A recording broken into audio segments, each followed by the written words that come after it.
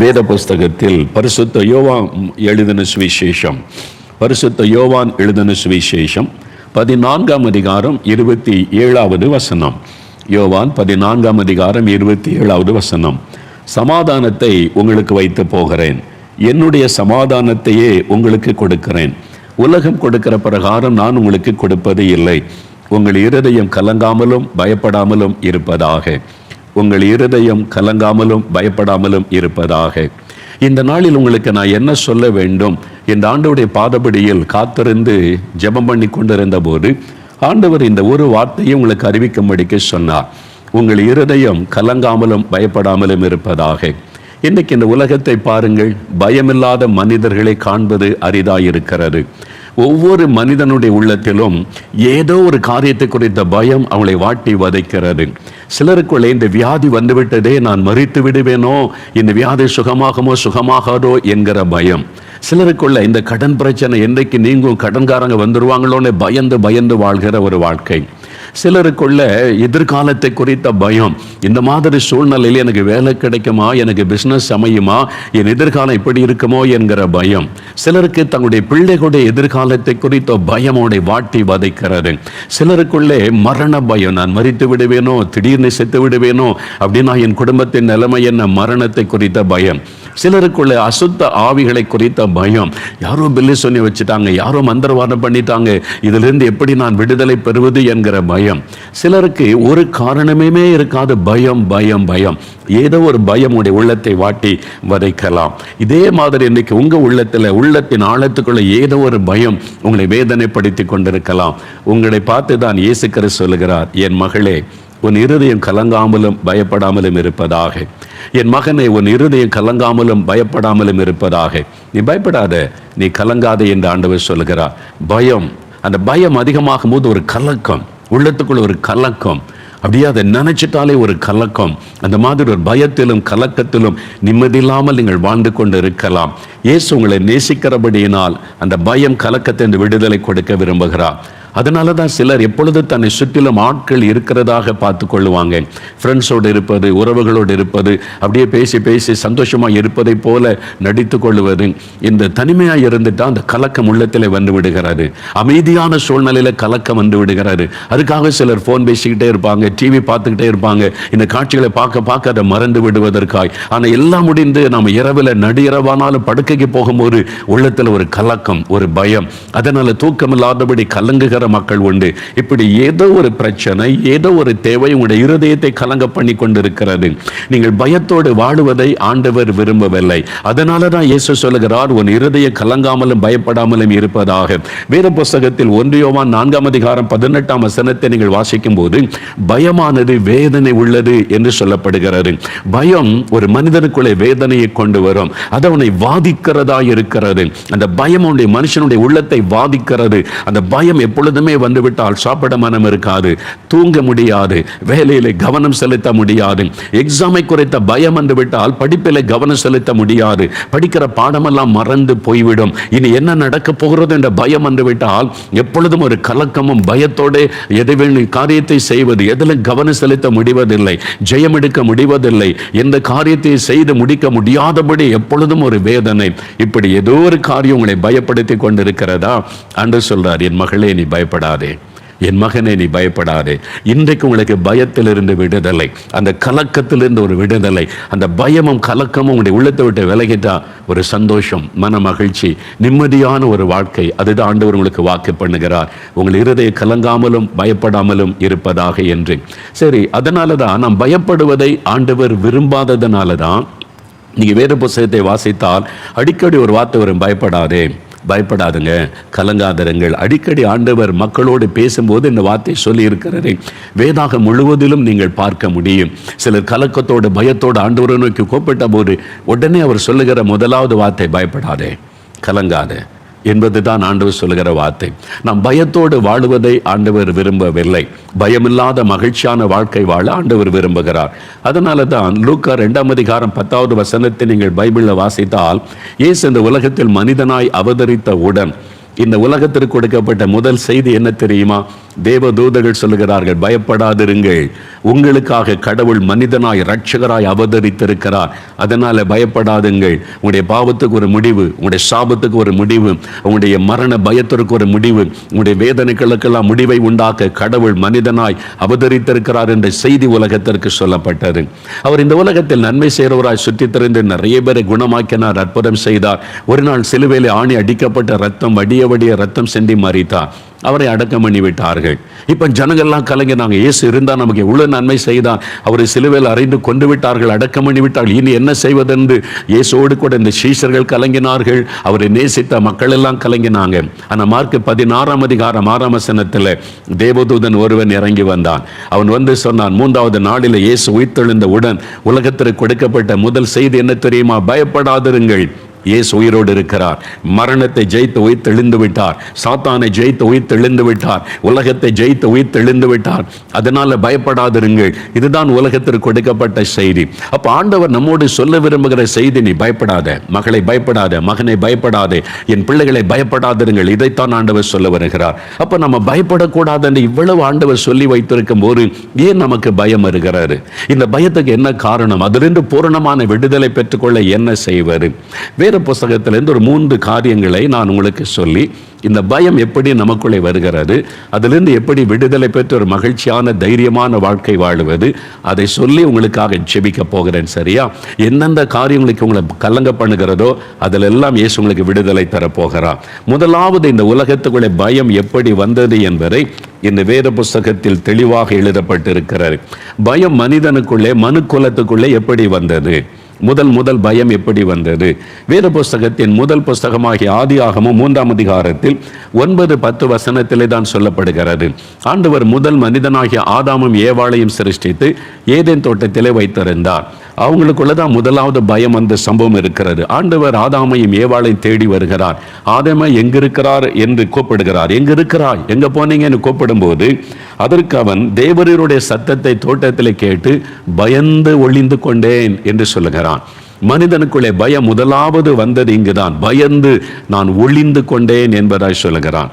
எனக்கு அன்பானவர்களே, இந்த பகுதியை நீங்க தியானிக்கும் போது காரியத்தை விளங்கி கொள்ள முடியும். முதலாவது, இந்த அழகான உலகத்தை தேவன் எதற்காக சிருஷ்டித்தார் தெரியுமா? மனிதர்களாகிய உங்களுக்காக, எனக்காக, நமக்காகத்தான் ஆண்டவர் இந்த அழகான உலகத்தை சிருஷ்டித்தார். வேத புஸ்தகத்தில் ஆதியாகமம் முதல் 2 அதிகாரங்களை வாசிக்கும் போது தேவன் எவ்வளவு கவனத்தோடு மனிதன் சந்தோஷமாய் மகிழ்ச்சியாய் வாழுவதற்காக இந்த அழகான உலகத்தை சிருஷ்டித்தார் என்பது எழுதப்பட்டிருக்கிறது.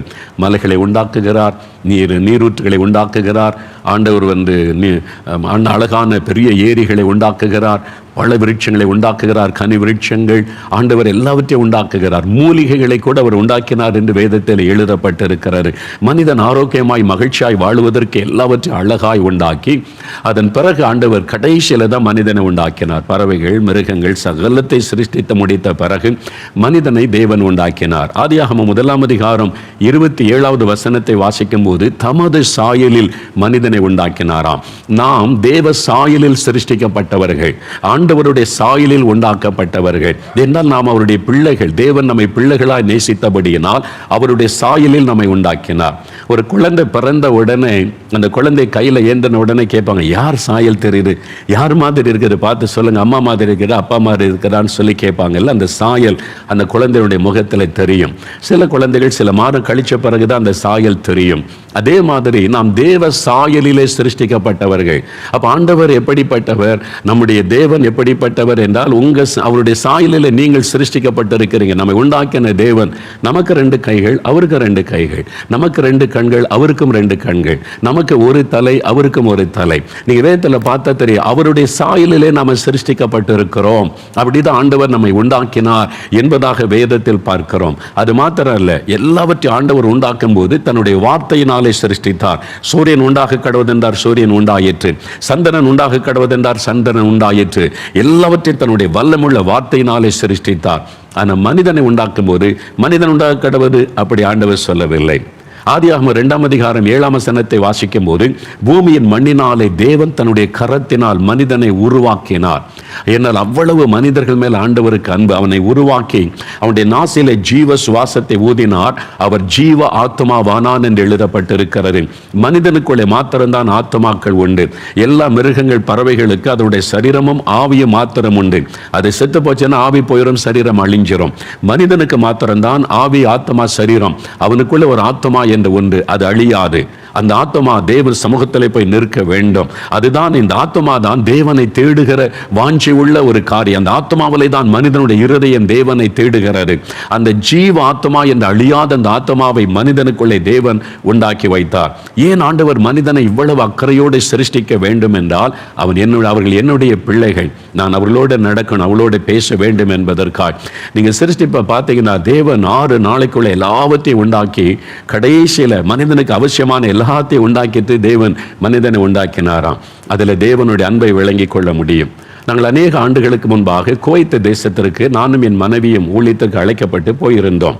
நாகர்கோயிலை சார்ந்த பாக்கியராஜ் என்கிற அன்பு சகோதரர் அவர்கள், அவருடைய துணைவியார் எங்களை அன்போடு வரவேற்று அவங்களுடைய வீட்டில் தான் எங்களை தங்க வைத்திருந்தார்கள். அந்த கூட்டங்களை சிறப்பாக ஒழுங்கு செய்திருந்தார்கள். நாங்கள் 2 பேரும் அவருடைய வீட்டுக்கு போன போது ஒரு அறை காண்பித்து, இங்கே தான் நீங்கள் தங்க போகிறீங்கன்னு சொன்னாங்க. அந்த அறைக்குள்ளே போனால் எனக்கு ஆச்சரியம். சகலவிதமான பொருட்களால் இது நிறைந்திருந்தது. பொதுவாக நான் ஊழியத்துக்கு போகும்போது எனக்கு தேவையான அத்தனை பொருட்களை நானே கொண்டு போவேன். பேஸ்ட்டு, ப்ரஷ்ஷு, சீப்பு, ஆயில் எல்லாமே நான் பெட்டிக்குள்ளே வைத்திருப்பேன்.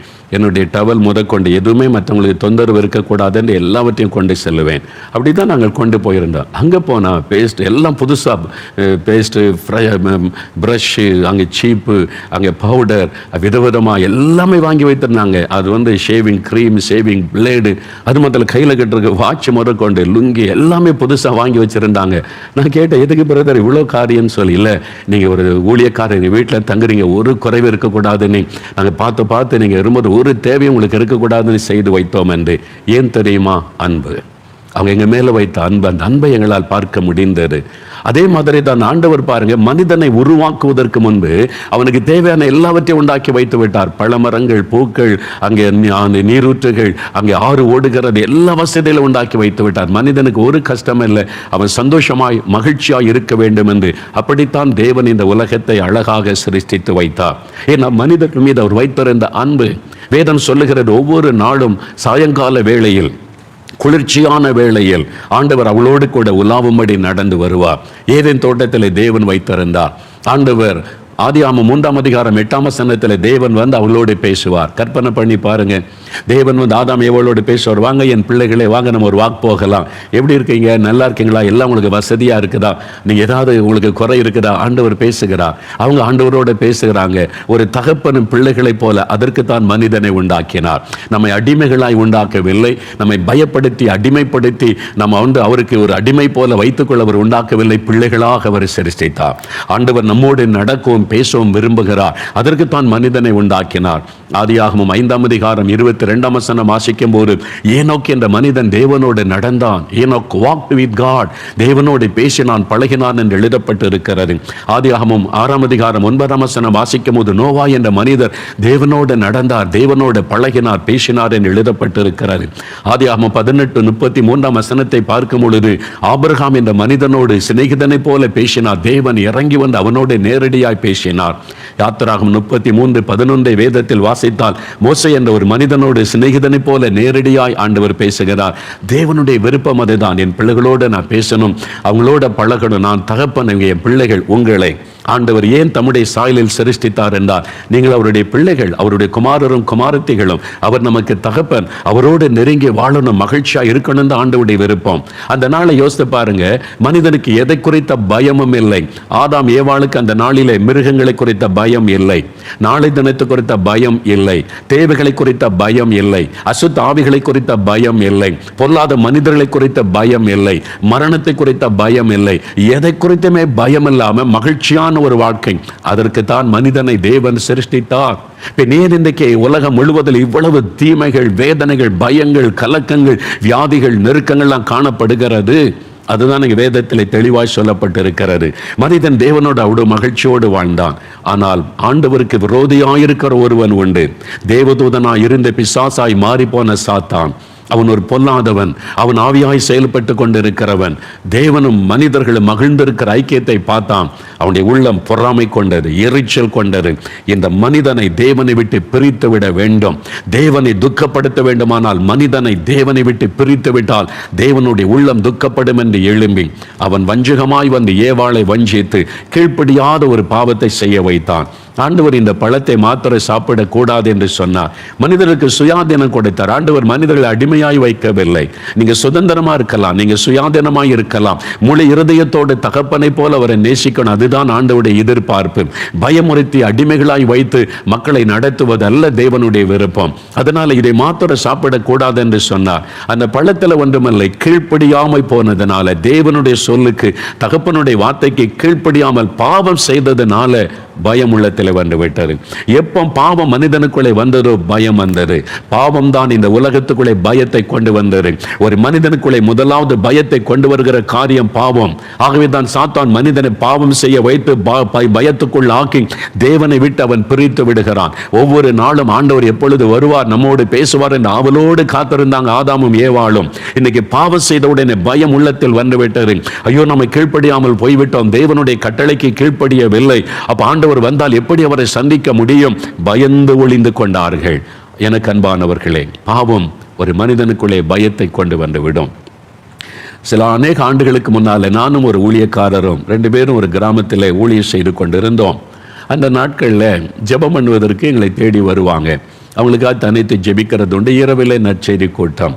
ஒரு நாள் ஒரு தாயார் வந்தாங்க. தன்னுடைய பிரச்சனையெல்லாம் சொன்னாங்க. ஐயா, என் கணவருக்காக ஜெபிக்கணும், பிள்ளைகளுக்காக ஜெபிக்கணும், இந்த கடன் பிரச்சனை, பல காரியங்களை ஜெபக்குறைப்பாக சொன்னார்கள். சரி, ஜெபிக்கலாம், இயேசு உங்களுக்கு அற்புதம் செய்வார் என்று முழங்கால் படியிட சொன்ன போது பயபக்தியாய் முழங்கால் படியிட்டார்கள். அவங்களுக்காக ஜெபிக்க கரத்தை நீட்டினவுடன் ஆண்டவர் தெளிவாய் பேசினார் ஒரு காரியம். உங்களுடைய ஜெபத்தை கேட்டு இவளை என்னால் ஆசீர்வதிக்க முடியாது, ஐ கேனாட் பிளஸ் ஹர், நான் இவளை ஆசீர்வதிக்க முடியாது என்று ஆண்டவர் பேசினார். உள்ளத்தில் ஒரு கலக்கம். ஏன் ஆண்டவரே, உங்களை தேடி வந்திருக்கிறாங்க, எவ்வளவு பயபக்தியாக இந்த முழங்கால நிற்கிறாங்க, ஏன் இவங்களை ஆசீர்வதிக்க கூடாது? நீங்க அன்பான ஒரு ஆண்டவர் தானே. அப்ப ஆண்டவர் சொன்னார், 10 ஆண்டுகளுக்கு முன்பாக இவள் இப்படி ஒரு பாவத்தை செய்தவள். அந்த பாவத்தின் நிமித்தமாய் அவளுடைய ஆத்மா கரைப்பட்டு இருக்கிறது. ஆனால் அந்த பாவத்தை விட்டு இதுவரை அவள் மனம் திரும்பவில்லை. பக்தியா இருக்கிறா, ஆலயத்துக்கெல்லாம் வருகிறா, காணிக்கையெல்லாம் கொடுக்கிறாள். தன் பாவத்தை உணர்ந்த மனம் திரும்பவில்லை. அந்த பாவம் அவளை தொடர்ந்து வந்து கொண்டு இருக்கிறது என்று ஆண்டவர் சொன்னவுடன் ஜெபிக்கிறதை நிறுத்திவிட்டு, அம்மா நீங்க ஜெபிக்க வந்திருக்கிறீங்க, இந்த காரியெல்லாம் உங்களுக்கு இருக்குது, ஏசு அற்புதம் செய்ய விரும்புறீங்க, ஆனா 10 வருஷத்துக்கு முன்னாலே இப்படி ஒரு பாவத்தை நீங்கள் செய்தது உண்டான்னு கேட்ட உடனே அவருடைய முக ரூபம் மாறிவிட்டார். பயம் அப்படியே கலங்கி கண்ணிலிருந்து கண்ணீர் வடிகிறது, கைகள் அப்படியே ஷேக் ஆகுது, நடுங்குகிறாரு, அப்படியே பயப்படுறாங்க. ஏன்னா 10 வருஷத்துக்கு முன்னால தான் செய்த பாவம் என் கணவருக்கு தெரியாது, பிள்ளைகளுக்கு தெரியாது, யாருக்கும் தெரியாது. ஐயோ, இந்த பாவத்தை செய்துட்ட உண்மைதான், இப்ப 10 வருடம் கடந்து விட்டது, இனிமேல் ஆண்டவர் அதெல்லாம் நினைக்க மாட்டார் என்று நான் நினைத்தேன் என்பதாய் சொன்னார்கள். வேத வசனம் சொல்லுகிறார், ஒரு மனிதனை அவனுடைய பாவங்கள் தொடர்ந்து பிடிக்கும். நீங்கள் செய்த பாவம், வாலிபத்தின் பாவம் உங்களை தொடர்ந்து வந்து கொண்டே இருக்கும். வாலிப தம்பி, வாலிப மகளை விளையாட்டா நினைக்காரங்க. பாவம் பயங்கரமானது. தேவனை விட்டு அது உங்களை பிரித்து விடும். தேவனை விட்டு உங்களை பிரித்து உங்களுடைய பயத்தையும் கலக்கத்தையும் கொண்டு வந்து விடும். அந்த பாவம் தொடர்ந்து வரும் என்று வேதம் சொல்லி தெளிவாய் சொல்லுகிறாரு.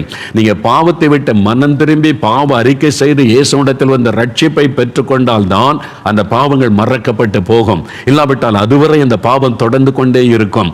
எத்தனை ஆண்டுகள் ஆனாலும் பாவம் தொடர்ந்து வரும். நீங்க நினைக்கலாம், வாலிப வயசுல செய்யறாங்க, இப்ப அப்படி இல்லை, இப்ப பக்தியா மாறிட்டேன். ஆனா அந்த பாவம் தொடர்ந்து வரும். அது பாவம் என்று உணர்ந்து ஆண்டவரிடத்தில் அறிக்கை செய்து இரக்கத்தை பெற்றுக் கொள்ளணும். தன் பாவத்தை மறைக்கிறவன் வாழ்வடைய மாட்டான், அறிக்கை செய்து விட்டு விடுகிறவன் தான் இரக்கம் வருவான். அந்த தாயார் அழுதார்கள், கண்ணீர் வடித்தார்கள். நாங்கள் சொன்ன, நீங்க பாவத்தை அறிக்கை செய்து ஜெபிச்ச ஆண்டவர் மன்னித்து விடுவார். ஆண்டவர்கிட்ட அறிக்கை இடுங்க, இது பாவம், நான் தப்பு பண்ணிட்டேன், பாவம் செய்துட்டேன், என்னை மன்னிச்சிருங்க, உங்க ரத்தத்தினாலே என்னை கழுவுங்க இயேசுவே மன்னிங்கன்னு சொல்லுங்க.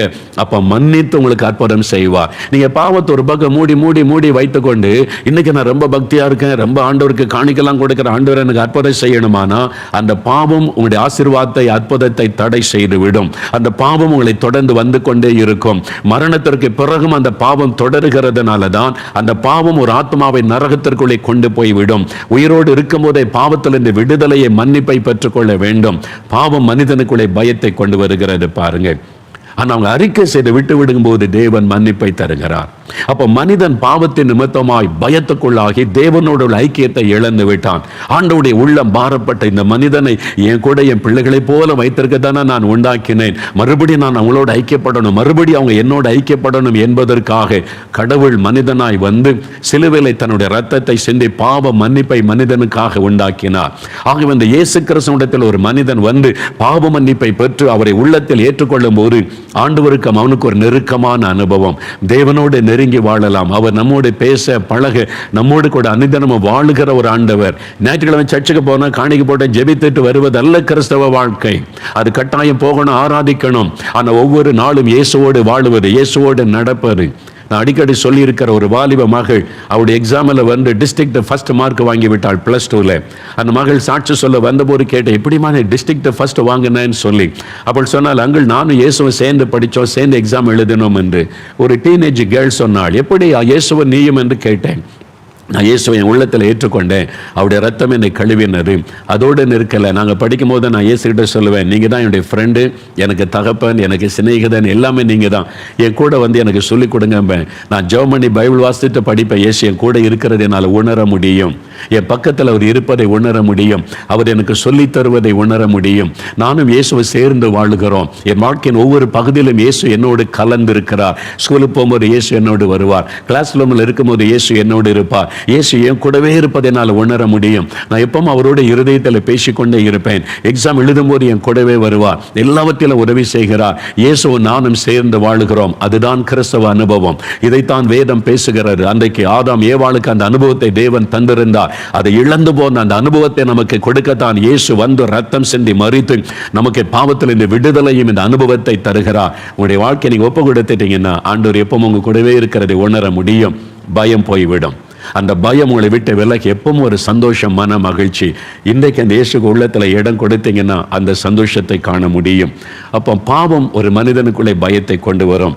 பாவத்தை அறிக்கை செய்து விட்டுவிடும் போது தேவன் பாவ மன்னிப்பை கொடுத்து நமக்குள்ள வந்து வாசம் பண்ணுவார். இரண்டாவது, பயத்திற்கு இன்னொரு காரணம். பரிசுத்த மத்தேயு எழுதின சுவிசேஷம் 14ஆம் அதிகாரம் 30-31 வசனங்கள். வேத புஸ்தகத்தில் இயேசு இந்த உலகத்தில் வந்தபோது நடந்த சம்பவம். ஒரு நாள் இயேசு தன் சீஷர்களை கலிலேயா கடல் அக்கறைக்கு போங்கள் என்று சொன்னார். அவர் தனித்து பிதாவோடு பேசிக் கொண்டிருந்தார். கடலில், நடுக்கடலிலே படகு தத்தளித்தது. பெரும் காற்று, சுழல் காற்று வீசினது. அலைகள் கொந்தளித்தது. நடுஇரவு நேரம் தத்தளிக்கிறாங்க. இயேசு பார்த்தா தன் சீஷர்கள் ஆபத்தில் இருக்கிறார்கள் என்று உதவி செய்ய கடலின் மீது நடந்து பக்கத்தில் வந்தார். அது இயேசு என்பதை அறிந்து கொண்டவுடன் பேதுரு என்கிற சீசன் சொன்னான், நீரேயானால் நானும் நடக்கிறதுக்கு எனக்கு உதவி செய்யுங்க. நான் உங்க பக்கத்தில் வந்துட்டா பாதுகாப்பாக இருப்பேன். இந்த படகு ஆபத்தாக இருக்குது, இது எப்போ கவிழ்ந்துருமோ தெரியாது, பெரும் காற்று, அலை கொந்தளிக்குது. உங்க பக்கத்தில் வந்துட்டா நான் சேஃபாக இருக்க முடியும். அதனால நான் பக்கத்தில் வர உதவி செய்யுங்க. சரி வா பேதுருன்னு ஆண்டவர் சொன்னார். அவன் கடல் மேலே நடந்து போகிறார். இந்த வெட்டாந்தரையில் நடப்பது போல கடலில் அப்படியே அடியெடுத்து வைக்கிறார். ஏன்னா இயேசு சொன்ன வார்த்தையின்படி அந்த அற்புதம் நடக்கிறது. கொஞ்சம் தூரம் போன உடனே இப்போ இயேசு முன்னாலே படகு இந்த பக்கம் திரும்பி பார்க்கிறான். படகு அப்படியே தத்தளிக்கிறது. பெரும் காற்று வீசுகிறது. கவிழ்ந்து விடுகிற சூழ்நிலை. ஐயோ, நான் கடல் மேலே நிற்கிறேன், ஆபத்தான நிலைமையில் இருக்கிறேனே அப்படின்னு சூழ்நிலை பார்த்து பயந்தா அமிழ்ந்து போனார். இப்போ வசனம் சொல்லிருப்பாருங்க, காற்று பலமாயிருக்கிறதை கண்டு பேதுரு பயந்து அமிழ்ந்து போகையில், ஆண்டவரே என்னை ரட்சியும் என்று கூப்பிட்டார். உடனே இயேசு கையை நீட்டி அவனை பிடித்து, அற்ப விசுவாசியே, ஏன் சந்தேகப்பட்டாய் என்றார். அப்ப அந்த பயம் அவருக்குள்ள வர காரணம் என்ன? பயத்தினாலதான் அமிழ்ந்து போனார். அந்த பயம் ஏன் வந்தது? இயேசு சொல்லுகிறார், ஏன் சந்தேகப்பட்டாய். சந்தேகம், அவிசுவாசம், அது நமக்குள்ளே பயத்தை கொண்டு வரும். அப்ப விசுவாசம் தைரியத்தை கொடுக்கும். ஆண்டவர் மேல வைக்கிற விசுவாசம், அவருடைய வல்லமையின் மேல வைக்கிற விசுவாசம், அவருடைய அன்பின் மேல வைக்கிற விசுவாசம் உங்களை தைரியப்படுத்தும். சூழ்நிலைகளை பார்த்தா அங்கே பெரும் காற்று வீசுகிறது, அலை கொந்தளிக்கிறது, அமிழ்ந்து விடுவோமோ என்கிற அந்த சந்தேகம் வந்தபோது பயம் உள்ளத்தில் வந்து விட்டது. இன்னைக்கு ஏன் நீங்க பயப்படுறீங்க? சூழ்நிலை இல்லை, உங்களுடைய சூழ்நிலை பார்க்குறீங்க. இப்போ எல்லாம் கொள்ள நோய் ஆகிப்போச்சு. இன்னும் ஊரடங்குன்றாங்க. வேலை கிடைக்குமா கிடைக்காதா, பிள்ளைகள் படிக்க முடியுமா முடியாதா, பிஸ்னஸ் பண்ண முடியுமா முடியாது, எல்லாத்தையும் மூடுங்கன்றாங்க. என்ன நிலைமை, சூழ்நிலை குறித்த பயம். அது இல்லாமல் இன்னொரு ஆளை வருதுன்றாங்க, அடுத்த ஆளை வருன்றாங்க. எப்படி நம்ம இந்த உலகத்தில் வாழப்போகிறோம், சூழ்நிலைகளை குறித்த ஒரு பயம். ஆனால் இயேசுவின் மேலே உங்கள் கண்ணை வைத்து அவர் விசுவாசித்து கொண்டு இருந்தால் பயமே இருக்காரு. அப்போ சூழ்நிலைகள் உங்களுக்குள்ள அவிசுவாசத்தை கொண்டு வந்து உங்களை அமிழ்ந்து போக பண்ணுகிறாரு. ஒரு சமயம் ஒரு தகப்பனார் அப்படி வாலிப மகன், காலேஜில் படிக்கிற வாலிப மகனோடு என்னை பார்க்க வந்திருந்தான். ஐயா வாங்க உட்காருங்க, என்ன காரியம்னு கேட்டேன். அவர் ஒரு சிறு பிள்ளை போல குலுங்கி அழுதார். அப்படியே அழுகிறார். அப்படியே வாலிப பையன், காலேஜில் படிக்கிறப்ப தகப்பனை பார்த்து அப்படியே அதிர்ந்து நிற்கிறான்.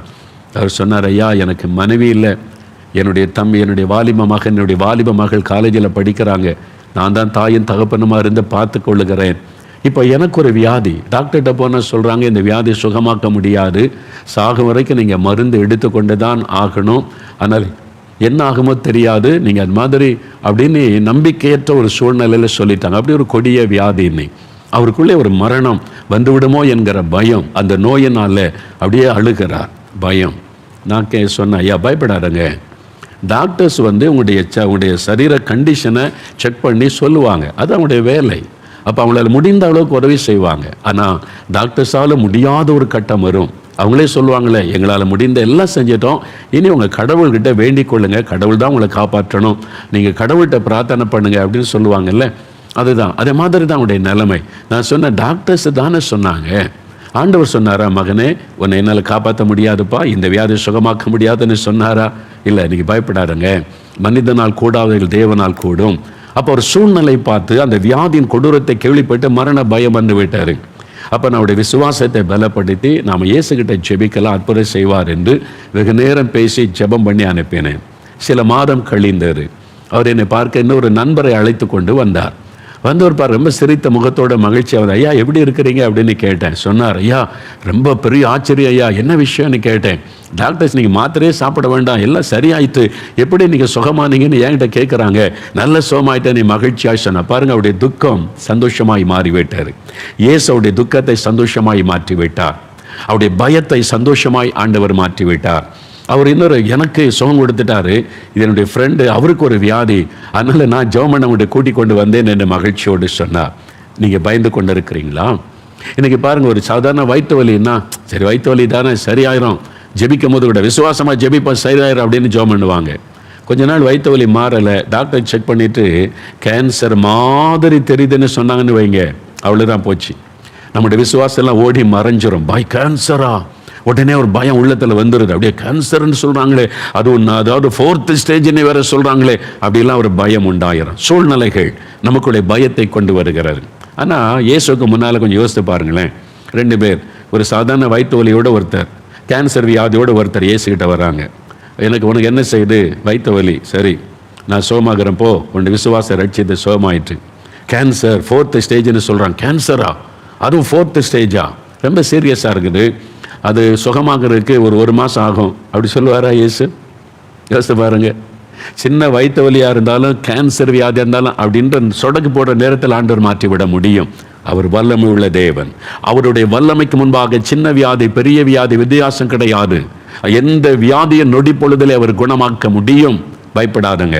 நான் மரணப்படுக்கையில் இருந்தேன், ஹார்ட் என்லார்ஜ்மெண்ட், இருதய கம்ப்ளீட்டாக டேமேஜ் ஆகிவிட்டது, இனி உங்களுடைய மகன் பிழைக்க வழியில் என்று மருத்துவர்கள் சொல்லி வீட்டுக்கு அனுப்பிட்டாங்க. வீட்டில் வைத்து கவனித்துக் கொள்ளுங்கள் என்று. மரணப்படுக்கை, ஹார்ட் என்லார்ஜ்மெண்ட் வீங்கி இருக்கிறது, கால் நடக்க முடியாது, இனி லைஃப் முடிந்தது என்கிற சூழ்நிலை. மரணம் என்னை நெருங்கி கொண்டிருந்தது. அப்போதான் இயேசு என்னை சந்திக்க வந்தார். இந்த வியாதி சுகமாக ரொம்ப நாள் ஆகும், இது கொடிய வியாதியா இருக்குது, டாக்டர்ஸே முடியாதுன்னுட்டாங்க அப்படின்னு இயேசு சொன்னாரா? நொடி பொழுதில் எனக்காக ஒரு சகோதரன் ஜெபிக்கும் போது இயேசு தொட்டார். தொட்ட உடனே வீங்கிருந்த இருதய நார்மலாய் மாறிவிட்டாரு. செயலுக்கு கடந்த கால் உடனே செயல்பட்டு எழும்பி நடக்க ஆரம்பித்து விட்டேன். ஒரே ஒரு தொடுதல், just one touch of Jesus Christ can change the whole thing. ஒரே ஒரு தொடுதல் உடைய வாழ்க்கை தலைகளாய் மாற்றிவிடும். என் வாழ்க்கையை மாற்றின, மரண படுக்கை மாறினது. இல்லாவிட்டால் 50 வருஷத்துக்கு முன்னாலே நான் மரித்து இன்றைக்கு கல்லறை தான் உலகத்தில் இருந்திருக்கும். இயேசுடைய ஒரு தொடுதல் என் மரண படுக்கை மாற்றினது. அதே இயேசு எங்க வீட்டுக்குள்ள வந்து என்னை தொட்டு குணமாக்கின இயேசு தான் உங்க வீட்டுக்குள்ள வந்திருக்கிறார், உங்க பக்கத்தில் இருக்கிறார். ஒரே ஒரு தொடுதல். அந்த சகோதரி சொன்னாங்க, பாருங்க, 5 வருஷமா ஆஸ்துமா வியாதி, மூச்சு விட முடியல, கஷ்டம், வாழ்நாள் முழுவதும் நீங்க எப்படிதான் மருந்து மாத்திரை தான் வாழ்ந்தாக வேண்டும். அவங்க கை வைத்து ஜெபிக்கும் ஒரு 3வது ஒரு கரம் தொட்டது. அது யாருடைய கரம்? இயேசுடைய கரம். 2 கைக்கு மேல இன்னொரு கரம் தொடுவதை நான் உணர்ந்தேன். அடுத்த நிமிஷம் நோய் மறைந்தது. அதுதான் அற்புதம். அந்த டிசீஸ் டிஸப்பியர்ட், அந்த வியாதி மறைந்தது, பூரண சுகம். அதுதான் இயேசு செய்கிற அற்புதம். இன்றைக்கு உங்களுக்கு செய்வார். சூழ்நிலையை பார்க்காதங்க. எத்தனை பெரிய வியாதியானாலும், எத்தனை வருட வியாதியானாலும் அவரால் குணமாக்க முடியும். ஒரு சகோதரி சமீபத்தில் தூத்துக்குடியில் இருந்து சமுத்திர கனி என்கிற சகோதரி அவருடைய அனுபவத்தை சொல்லி இருந்தாங்க. 17 வருஷமாய் அவருடைய மார்பில் ஒரு கட்டி பந்த அளவுக்கு இருந்தது. கை வச்சு அங்கே உருளும் அங்கே உருளும். அவங்களுக்கு என்ன பயம்? டாக்டர்கிட்ட போய் செக் பண்ண பயம். கேன்சர்னு சொல்லிடுவாங்களோ, அந்த வார்த்தை கேட்டாலே சிலருக்குள்ளே மரண பயம். அதனால டாக்டர்கிட்ட நான் வரமாட்டேன்னு சொல்லிட்டாங்க. 17 வருஷம் அந்த கட்டியோடு வாழ்ந்து கொண்டிருந்தவர்கள் போன வருஷம் ஆகஸ்ட் மாதம், ஒரு வருஷத்துக்கு முன்னால இதே மாதிரி டிவியில் ஆண்டவருடைய செய்தியை கேட்டுக்கொண்டிருந்த போது கை வைத்து ஜெபிச்சாங்க. ஆண்டவரே, 17 வருஷமா என் உடம்புல இந்த கட்டி இருக்குது, பந்து போல உருளுது, இவ்வளவு சைஸ்ல இருக்குது, எனக்கு பயமா இருக்குது, டாக்டர்கிட்ட காமிக்க கூட பயம், நீங்க எடுத்து போட்டுருங்க, நீங்க மறைய பண்ணிருங்க. இயேசுவின் நாமத்தில் ஜெபிச்சாங்க. ஜெபிச்சு கையை எடுத்துட்டு பார்த்தா கட்டியை காணவில்லை. டிஸப்பியர்ட், மறைந்து விட்ட. இன்றைக்கு அவங்க இருக்கிறாங்க தூத்துக்குடியில். இயேசு அற்புதமாய் மறைய பண்ணிவிட்டார். இந்த மாதிரி ஆயிரக்கணக்கான அற்புதங்களை கண்கூடாய் பார்த்திருக்கிறேன். அந்த இயேசு, அற்புதங்களின் இயேசு தான் உங்களை தேடி உங்க வீட்டில் உங்க பக்கத்தில் வந்து நிற்கிறார். I am ready to touch you and heel you. நான் உன்னை தொட்டு குணமாக்க ஆயத்தமா இருக்கிறேன். ஆனா நீ விசுவாசிக்கணும். நீ விசுவாசித்தால் தான் அவனுக்கு அற்புதம் செய்ய முடியும். நீ விசுவாசித்தால் தான் உன்னை தொட்டு குணமாக்க முடியும். If you believe, you can see the miracle today. You can receive your miracle healing today. நீ விசுவாசித்தால் இன்றைக்கு உன் அற்புத சுகத்தை பெற்றுக்கொள்ள முடியும். பாதிக்கப்பட்ட இருதயம் புது இருதயமாய் மாறிட்டு, பாதிக்கப்பட்ட சிறுநீரகம் புது சிறுநீரகமாய் மாறிவிட்டது. எத்தனை அற்புதங்களை என் ஊழிய பாதையில் பார்த்திருக்கிறேன். அந்த சின்ன மகள் சொன்னதை பாருங்க, கண்கள் பாதிக்கப்பட்டு லைஃப் லாங் அந்த கண்ணாடி தான். அவருடைய விசுவாசத்தோடு ஜெபித்த ஜெபம் நொடி பொழுதிலே புது கண்ணாய் ஆண்டவர் மாற்றிவிட்டார். இயேசு கிறிஸ்து நேற்றும் இன்றும் என்றும் மாறாதவர். அவருடைய வல்லமை மாறி போகவில்லை, அவருடைய அற்புதம் மாறி போகவில்லை. இன்றைக்கு உங்களை தொட போகிறேன். இன்னும் கொஞ்ச நேரத்தில் ஜெபிக்க போகிறோம். நீங்கள் விசுவாசித்து இயேசுவை என்னையும் தொடும், நான் உம்முடைய வல்லமை விசுவாசிக்கிறேன் என்று சொன்னால் உங்களுக்கு அற்புதம் நடந்து விடும். கடன் பிரச்சனை, பண பிரச்சனை, எதிலிருந்து உங்களுக்கு விடுதலை ஆண்டவர் உங்களுக்கு கொடுக்க முடியும். உங்களுடைய தேவைகளை காட்டிலும் அவருடைய ஐஸ்வர்யம் பெரிது. தெரியுமா? அவருடைய ஐஸ்வர்யம் பெரிது. வியாபாரிகளுக்கு ஒவ்வொரு மார்ச் மாதமும் இங்கே நாங்கள் ஜெபம் நடத்துவது உண்டு. 25,000 30,000 வியாபாரிகள் கூடி வருவாங்க. இந்தியா முழுவதும் இருந்து, சில வெளிநாடுகளிலும் இருந்து. ஒரு சமயம் சில ஆண்டுகளுக்கு முன்பாய் டெல்லியிலிருந்து ஒரு சகோதரர் வந்திருந்தார். அவர் செய்த பிசினஸ்ல நஷ்டம் ஏற்பட்டு கோடிகள் நஷ்டம், கிட்டத்தட்ட 2 கோடி கடன் பிரச்சனைக்குள்ளாகி பேங்க் பேலன்ஸ் நெல், 2 கோடி கடன். வித்தா கூட கடனை, வீடு இருக்கிறது வித்தா கூட கடன் அடைக்க முடியாது. அது எவ்வளவு பெரிய அவமான நிந்தை என்று கலங்கினார். இவ்வளவு பெரிய தொகை கடன் ஆகிவிட்டது. பிசினஸ்ல ஏற்பட்ட ஒரு நஷ்டம், இழப்பு, என்ன பண்றதுன்னு தெரியவில்லை. எப்படி வாழ போகிறோம் என்ற ஒரு பயம், கலக்கம். இயேசுவை விசுவாசித்து ஜெபித்தார். உம்மால் முடியும். நீர் ஐஸ்வர்யம் உள்ள தேவன். எனக்கு கோடிகள் பெரிதாக இருக்கலாம், உமக்கு அது சாதாரண காரியம். விசுவாசித்து ஜெபித்து விட்டு போனார். அடுத்த முறை சந்திக்கும் போது சொன்னார், பிரதர், நான் 2 கோடிக்கு மேல கடன், என்ன செய்ய போறேன் என்று தவித்தேன், பயந்தேன். ஆனா இயேசு மேல விசுவாசம் வைத்து ஜெபிச்சுட்டு போனேன். ஒரே ஒரு business, just one business God gave me. ஒரே ஒரு பிசினஸுக்கு தேவன் எனக்கு வழி திறந்தார். 2 கோடி கடனையும் அடைக்க உதவி செய்தார். அந்த அளவிற்கு தேவன் ஒரே ஒரு காரியத்தில் அற்புதம் செய்து மாற்றிவிட்டார். அவரால் முடியும். உங்களுடைய தேவைகள், கடன் பிரச்சனை காட்டிலும் அவருடைய ஐஸ்வர்யம் பெரிது. உங்களுடைய வியாதியை காட்டிலும் அவருடைய வல்லமை பெரிது. உங்களை வேதனைப்படுத்துகிற எல்லா போராட்டங்களை காட்டிலும் அவருடைய அதிகாரம் பெரிது. சர்வ வல்லமுள்ள தேவன் அவர். அப்படின்ற நேரத்துக்குள்ள சூழ்நிலைகளை தலைகளாய் மாற்றுவார். உங்களுக்கு ஒரு அற்புதம் தேவை. இயேசுவை விசுவாசித்தால் அற்புதம் உங்ககிட்ட தான் இருக்குது. நீங்க விசுவாசித்த அற்புதம் பெற்றுக்கொள்ளலாம். நீங்க விசுவாசிக்காவிட்டால் ஆண்டவர் யாரையும் கட்டாயப்படுத்துகிறவர் அல்ல. நீங்க விசுவாசித்து, இயேசுவே நாம விசுவாசிக்கிறேன், நீர் எனக்காக மரித்து உயிர்த்தெழுந்த ஆண்டவர், எனக்கு ஒரு அற்புதம் செய்யுங்க அப்படின்னு கேட்டால் உங்களுக்கு அற்புதம் செய்வார். 3வது கடைசியாக, இந்த பயம் மனிதனுக்குள்ளே வருவதற்கு இன்னொரு காரணம் இருக்கிறது. 1 சாமுவேல் 16 அதிகாரம் 14 வசனத்தை வேதத்தில் வாசிக்கும் போது, ஒரு அசுத்த ஆவி, ஒரு பொல்லாத ஆவி கலங்க பண்ணி கொண்டிருந்தது என்று ஒரு மனிதனை குறித்து வாசிக்கிறோம். பொல்லாத ஆவிகள், அசுத்த ஆவிகள் பயத்தை கொண்டு வந்து கலங்க பண்ணும். பயம், மரண பயம், காரணமில்லாத பயம், ராத்திரி தூங்க முடியல பயம். விதவிதமாய் பிசாசு பயத்தை உண்டாக்க பல காரியங்களை செய்கிறதை பார்க்கிறோம். இந்த உலகத்தில் கிரியச்சுகிற அசுத்த ஆவிகள், பில்லி சொன்னிகள், மந்திரவாதங்கள் என்று இருக்கிறது. பொறாமை கொண்ட மனிதர்கள் சுற்றிலும் இருக்கிறாங்க. எந்த மனிதர்கள் பொறாமையினால் என்ன செய்வாங்கன்னு தெரியாது. அதனால ஏதாவது மந்திரவாதம் செய்வது, பில்லிசுனை செய்வது, பயப்படுத்துகிற ஆவிகள் நம்மை சுற்றிலும் கிரியை செய்கிறது. அதுதான் நிறைய பேருக்குள்ள மரண பயத்தை கொண்டு வருகிறது. தூங்க முடியாதபடி பயம் எப்பொழுதும் கொண்டு வருகிறது. விதவிதமாக அது பயப்படுத்துகிற ஆவிகள் கிரியை செய்கிறது. இன்னைக்கு உங்களுடைய வாழ்க்கையில் அப்படி கிரியை செய்யலாம். கனடா தேசத்துக்கு டொரண்டோ பட்டணத்தை ஊழியத்துக்கு போயிருந்தேன். ஜெபம் நடத்தி கொண்டிருக்கும் ஒரு ஆவியான ஒரு காரியத்தை தெளிவாய் எனக்கு காண்பித்தான். ஒரு சகோதரி, அவருடைய 2 கண்களுக்கு முன்பாக சர்ப்பம், பாம்பு படம் எடுத்து நிற்பதை போல தெரிகிறது. கண்ணு மூடினாலும் தெரியுது, திறந்தாலும் தெரியுது. எப்படி வாழ முடியும் பாருங்க. ஆண்டவர் சொல்லுகிற அந்த வேதனையோடு ஒரு மகள் வந்திருக்கிறாள். அந்த ஆவியை கடிந்து கொள், இயேசுவின் நாமத்தில் சர்ப்பத்தின் ஆவியை விலகு என்று கட்டளையிட்ட உடனே அந்த ஆவி விலகினது. அந்த சகோதரி மேடையில் வந்து சொன்னாங்க, இதை வெளியில சொல்லக்கூட எனக்கு பயம், யார் இதை நம்புவாங்க? என்ன கண்ணு முன்னால் எப்படி பாம்பு தெரியுதுன்னு சொல்ற நீ? நான் கஷ்டப்பட்டேன், ராத்திரி பகலும் கஷ்டப்பட்டேன். இன்னைக்கு இயேசு எனக்கு விடுதலை கொடுத்துட்டார், என்னை விட்டு விலகி விட்டது. அது ஒரு சர்ப்பத்தின் ஆவி, பாம்பின் ஆவி, பயப்படுத்துகிற ஒரு ஆவி.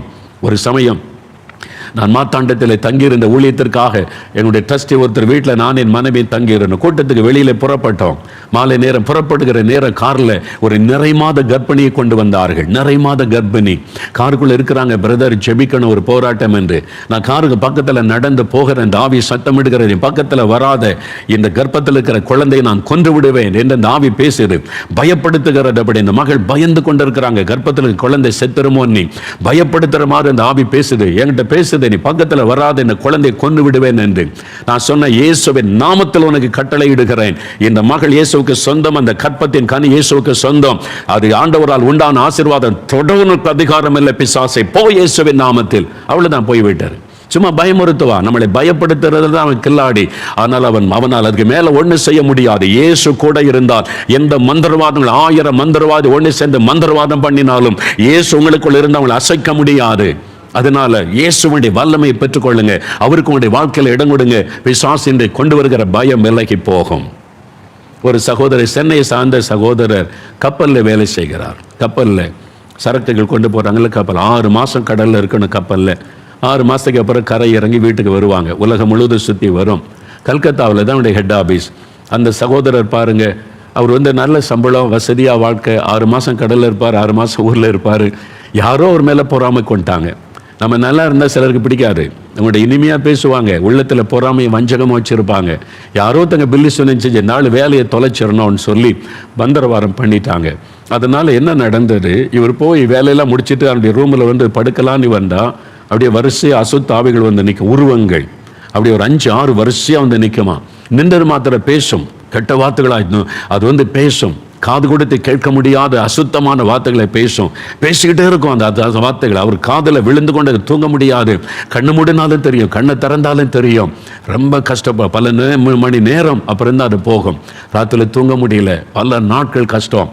கரைக்கு வந்தார், என்ன செய்யறதுன்னு பார்த்தா பாரு, ரொம்ப நல்ல பக்தியோடு பல இடங்களுக்கு போய் இதிலிருந்து விடுதலை வேண்டுதல் செய்தார். நடக்கல. கடைசியில் மந்திரவாதிகளை தேடி போனார். எனக்கு பணம்லாம் செலவு பண்ணி மந்திரவாதெல்லாம் பண்ணி பார்த்தார். ஆனால் அந்த ஆவிகள் வந்து நின்றது.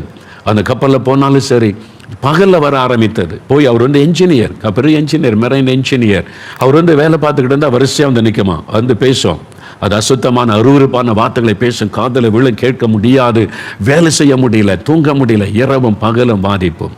அதனால அவர் பார்த்தார், இந்த வேலை செய்ய முடியாது, இனிமே எனக்கு கான்சன்ட்ரேஷன் வர முடியல, பாதிக்குதுன்னு சொல்லி வேலையை விட்டு விடலாம் என்று ராஜாராமா கடிதம் எழுதி கொண்டு எனக்கு வேலை வேண்டான்னு சொல்லிட்டு அவருடைய ஆஃபீஸ், கல்கத்தாவில் இருக்கிற ஆஃபீஸுக்கு போனார். கடிதத்தோடு ரொம்ப துக்கமாக உட்கார்ந்துருந்தார். அப்போ சென்னையிலேருந்து போன இன்னொரு நண்பர், இவர் சோகமாக இருக்கிறத பார்த்தார். இவர் வந்து பேசுகிறார், எங்கே இருக்கீங்க பிரதர்? சென்னையில். நானும் சென்னையில் தான். ஏன் துக்கமாக இருக்கிறீங்க அப்படின்னு கேட்ட உடனே, இந்த வேலையை நான் ராஜினாமா பண்ண வந்திருக்கிறேன். ஏன் இந்த வேலை உங்களுக்கு பிடிக்கலையா? எனக்கு ரொம்ப பிடிச்சிருக்கு, நான் அந்த இன்ஜினியரிங் படிச்சிருக்கிறேன், இதை வச்சு தான் எங்களோட குடும்பமே வாழுகிறோம், பிறகு எதுக்கு ராஜினாமா பண்ணுறீங்கன்னு உடனே அவர் நிலைமையை சொன்னார். இந்த மாதிரி ஆவிகள் வருது. நீங்கள் பக்தி உள்ளவர் தானே, கடவுள் நம்பிக்கை இருக்குது, நீங்கள் நம்புகிற கடவுளை தேடி இருக்கலாம்ல. தேடினேனே, எல்லா இடமும் போனேனே, எல்லாம் செஞ்சு பார்த்தேனே, மந்திரவாதம் கூட போய் பணம் செலவு பண்ணி மந்திரவாதி வச்சு செஞ்சு பார்த்துட்டேன். ஆனால் அந்த உருவம் மறைய மாட்டேங்குது, இரவும் பகலும் என்னை வாதிக்குது, அதனால் என்னை வேலையை விட்டுலான்னு இருக்கிறேன்னு சொன்னார். இல்லை, அவசரப்படாதுங்க, நான் உங்களுக்கு ஒரு வழி சொல்கிறேன். சென்னையில் நீங்கள் போன உடனே அங்கே ராயபுரம்னு ஒரு இடம் இருக்கிறது. அங்கே மாரநாதானி ஒரு சர்ச் இருக்கிறது, மாதா கோயில் பக்கத்தில். அங்கே ஜேம்ஸ் பால்ரஜின்னு ஒரு ஊழியக்காரர் இருக்கிறார், ஜெபம் பண்ணுவார். நீங்கள் போய் அவரை சந்திங்க, இந்த பிரச்சனைக்கு ஒரு முடிவு கிடைக்கும். அப்படியா, எனக்கு முடிவு கிடைச்சிருமா? அவருக்கு என்ன கிறிஸ்தவ மந்திரவாதியா? மந்திரவாதிலாம் இல்லை, பிரார்த்தனை பண்ணுவார். நீங்கள் போங்க சொன்ன உடனே. ஏதாவது பணம் கொடுக்கணுமா, ஏதாவது ஒன்றும் தேவையில்லை, நீங்கள் சும்மா போங்கன்னு சொன்னார். சரி என்று அந்த சகோதரர் வந்து அந்த ஜேம்ஸ் பால்ராஜ் என்ற தேவ மனிதரை போய் சந்தித்தார். அவர் எனக்கு நல்ல தெரிந்த நல்ல ஒரு தேவ மனிதர். அவங்கள்ட்ட போய் சந்தித்த போது அவங்க சொன்னாங்க, இயேசுடைய வல்லமை, அவர் மரணத்தை ஜெயித்து எழுந்த பிசாசின் வல்லமை அழித்து விட்டார்.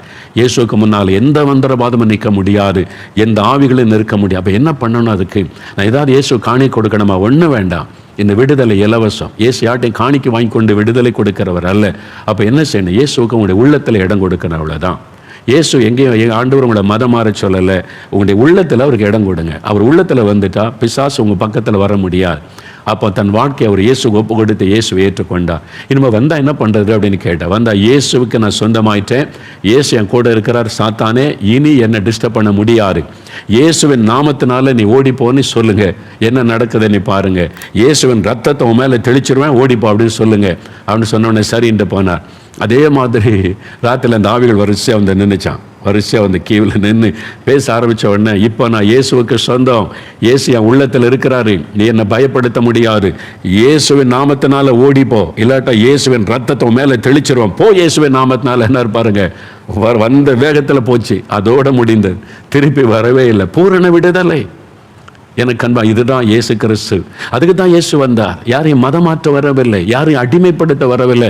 இனி வந்து மாதம் வந்து எனக்கு இதை பண்ணு அதை பண்ணு அதை செஞ்சாதான் அப்படின்னு அடிமைப்படுத்த இயேசு வரவில்லை.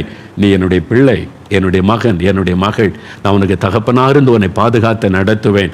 அதுக்கு தான் இயேசு வந்தார். நம்முடைய தகப்பனாய், சிநேகிதனாய், தாயாய், நமக்கு எல்லாமாய் இருந்த நம்மை நடத்துகிற பயத்தை முற்றிலும் மாற்றி விடுவார். இயேசு கூட இருந்தால் பாருங்களேன், பயப்படுகிற சூழ்நிலை இருக்கும், உள்ளத்தில் பயம் இருக்காது. எப்பவுமே நீங்கள் தைரியமாக, சந்தோஷமாக, மகிழ்ச்சியாக இருப்பீங்க.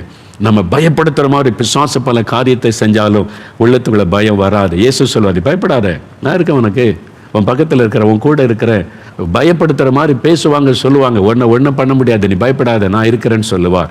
நீங்கள் அதை உணர முடியும். It is the experience with the almighty God. ஆண்டவரோடு ஒரு நெருக்கமான அனுபவம். இந்த இயேசுவை சொந்தமாக்கி கொள்ளுங்க, சந்தோஷமா மகிழ்ச்சியா இருக்கலாம். ஆண்டவர் சொல்றார், உங்களுடைய இருதயம் கலங்காமலும் பயப்படாமலும் இருப்பதாக. இந்த பயத்திலிருந்து நமக்கு விடுதலை கொடுக்க இயேசு சிலுவையிலே தன்னை பலியாய் கொடுத்தார். பயத்திலே கொடூரமானது மரண பயம்தான். எபிரேயர் 2:14-15 வாசிக்கும் போது, இந்த ஜீவ காலமெல்லாம் மரண பயத்தில் இருக்கிற மக்களை விடுதலையாக்கும்படி இயேசு சிலுவையிலே தன்னை பலியாய் கொடுத்து மரணத்தை ஜெயித்து உயிரோடு எழுந்தார். இயேசு பிசாசை ஜெயித்து உயிரோடு எழுந்தார். அதனால இயேசு கிறிஸ்துன்ற பெயரை சொன்னாலே பிசாசு நடுங்கும், பிசாசு பயப்படுவான். உங்களுடைய உள்ளத்தில் இயேசு இருந்தாதான் அந்த நாமத்தை சொல்லும் போது பயப்படுவான். இன்றைக்கு அந்த இயேசு சொல்லுகிறார், என் மகளே, உன் இருதயம் கலங்காமலும் பயப்படாமலும் இருப்பதாக. என் மகனே, உன் இருதயம் கலங்காமலும் பயப்படாமலும் இருப்பதாக என்று இயேசு உங்களை பார்த்து சொல்லுகிறார். இப்போ நம்ம ஜெபிக்க போகிறோம், சரியா? இப்போ அந்த இயேசுவை நோக்கி ஜெபிக்க போகிறோம். நமக்கு இந்த பயத்தில் இந்த விடுதலை கொடுக்க நம்முடைய பாவங்கள், நம்முடைய சாபங்கள், நம்முடைய எல்லா மீறுதல்களை சிலுவையில் சுமந்து ரத்தம் சிந்தி நமக்காய் மறைத்தார். இயேசு கிறிஸ்துவின் ரத்தம் சகல பாவங்களை நீக்க நம்மை சுத்திகரிக்கும். வாலிப நாட்களின் பாவம், கடந்த கால பாவம், ஜென்ம பாவங்கள், பரம்பரையாய் தொடர்ந்து வரக்கூடிய பாவத்தினால் உண்டான சாபங்கள் எல்லாவற்றையும் மாற்றக்கூடிய வல்லமை இயேசுவின் ரத்தத்திற்கு உண்டு. அவர் சிலுவையிலே மரித்து உயிர்த்தெழுந்து இன்றைக்கும் உயிரோடு இருக்கிற ஆண்டவர் உங்க பக்கத்தில் இருக்கிறார். இப்ப என்ன செய்ய போகிறோம்? நான் முதலாவது இந்த பாவத்திலிருந்து எனக்கு விடுதலை வேணும், இந்த பாவம் என்கிற பயத்திலிருந்து விடுதலை வேணும், ஒரு நிம்மதி சமாதான உள்ளத்தில் வேண்டும். அதற்காக முதலாவது ஜெபம். இரண்டாவது, வியாதியிலிருந்து நீங்கள் சுகம் பெற. மூன்றாவது, பிசாசின் கட்டுகள் மந்திரவாதத்திலிருந்து விடுதலை பெற. நான்காவது, உங்களுடைய ஆசீர்வாதம். இந்த 4 காரியங்களுக்கு உங்களுக்கு அற்புதம் நடக்கும்படி ஜெபிக்க போகிறோம். ஜெபிக்க இப்பொழுது நாம் எழுந்து நிற்கலாம்.